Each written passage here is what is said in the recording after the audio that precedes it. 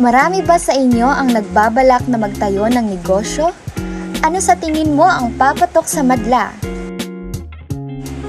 Napapansin sa ngayon na maraming nagsulputang negosyo.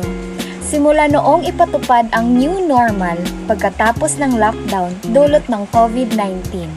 Ang interesado na magnegosyo, ngunit iilan lang ang tumagal at lumago.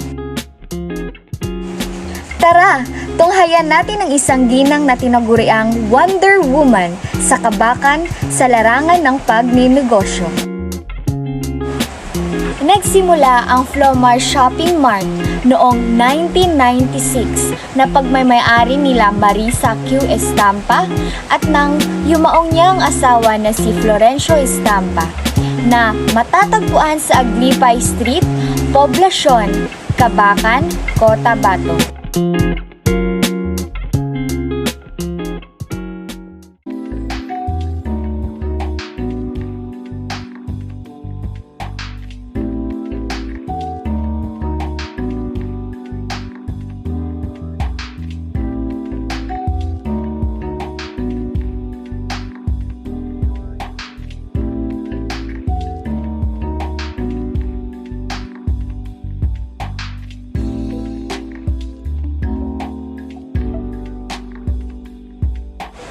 At sino naman mag-aakala na tatagal ang kanilang negosyo na mahigit 2 dekada at umani ng samot-saring parangal.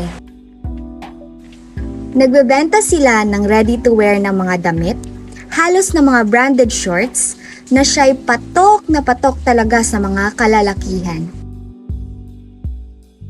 Noong high school pa ako yan, talagang kung ano-ano lang dinatinda ko yan, mga candies, mga biscuit. Then nung nag-work din ako sa bangko, nagpapabili ako ng mga shoes, mga damit, pinapautang ko doon. Nung nag-work pa ako sa bangko. Then nung nagkaroon ng problema ng bank, yun nga sabi ko, una nagtinda ako sa aming grocery sa bahay. Talagang may dati na kami grocery. So yun, naisipan ko na sabi ko ba kaya kung nakuha ako ng gusto dun sa kaligin. Kasi nililig talaga ako sa business. Kasi kung kasi ako graduate kasi ako ng commerce, parang graduate din ako. So talagang Business alignment. So, meron po ba kayong mga employees? Oo, noon. Mga 4 sila, ganyan 4, 3, Ngayon po, ilang employee yung po ngayon, ngayon po? 3 lang sila. 3 din. Yung isa ngayon para sa nag-ano siya ng isla, nag-alistra. Pero kung medyo kulangan kami dyan, may nag-alistra. One-ton na mga ano na. Dalawa lang sila ngayon. Ma'am, ano po yung mission niyo nung pag-start po nung business niyo? Ano? Yun. Mission niyo po, nung pag-start niyo po nung business niyo? Mission? Opo, mission. Ha? Purpose? Kasi, like for example, anong purpose? Like, Goal, gusto ko nangyari pati ng business.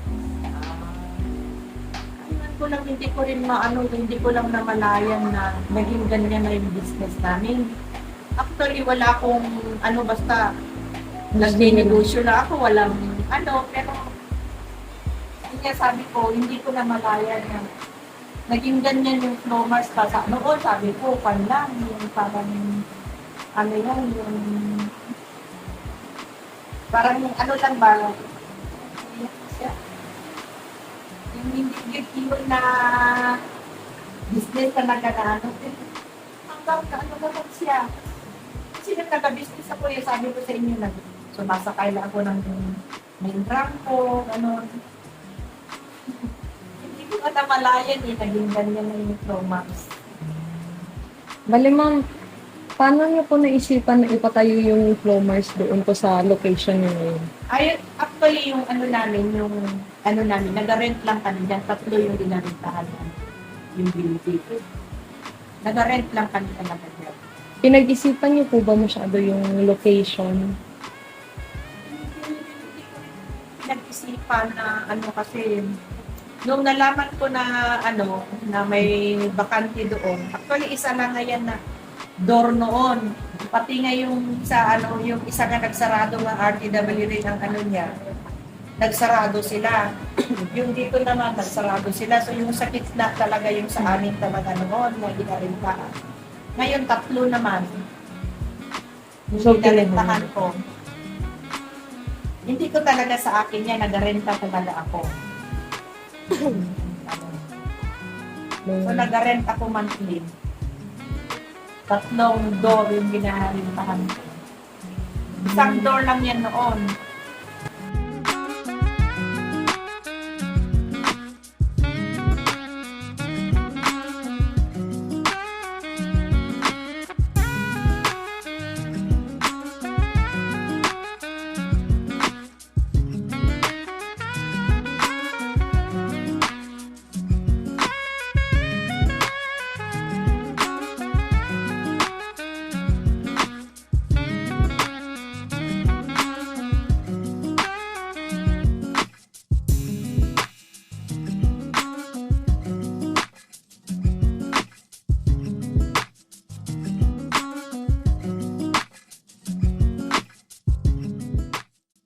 Saan nanggaling ang Flow Mars na pangalan at kailan ito nag-umpisa? Yung Flow Mars, yung nanggaling yan sa pangalan ng husband ko, Florencio, then yung Mars, Marisa.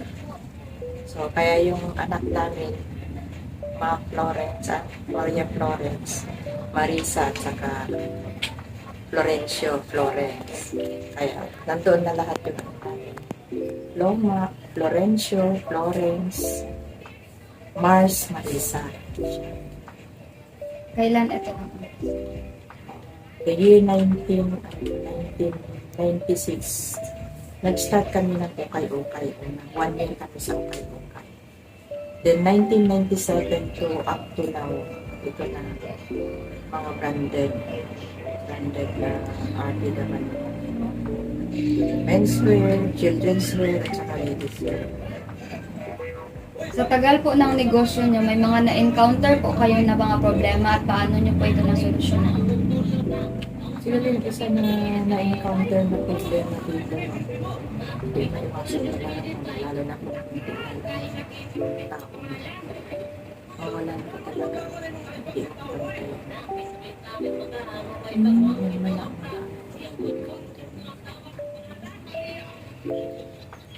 Paano nyo po ito nasolusyonan?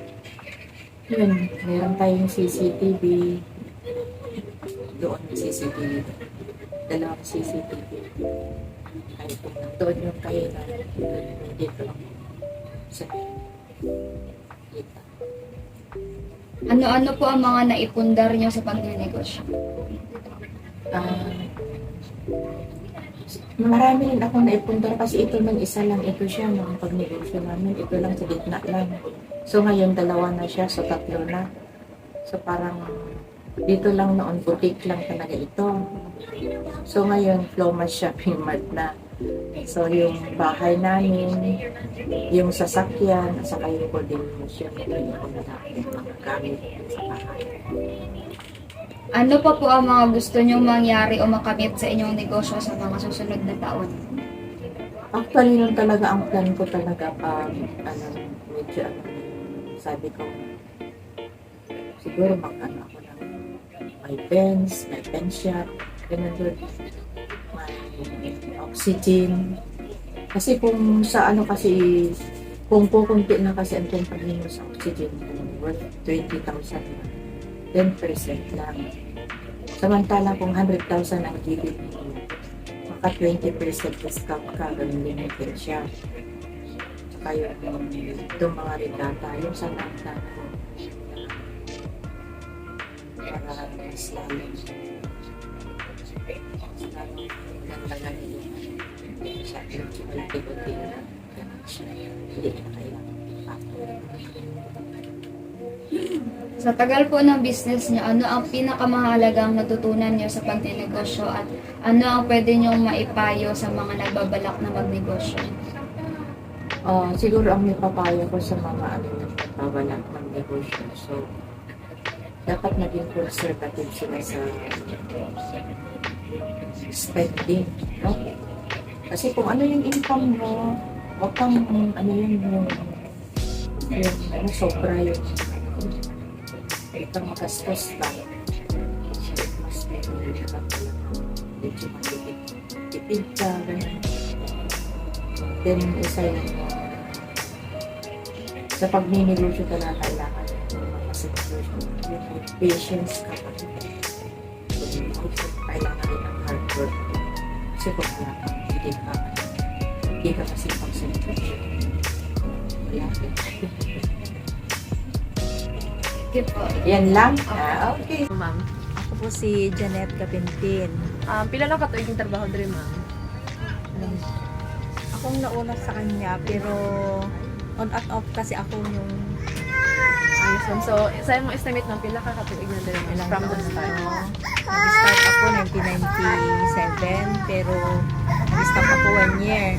Okay. Tapos balik na naman, yan na. Tapos 2018 yata yung bumalik ako. So, dito, hanggang ngayon.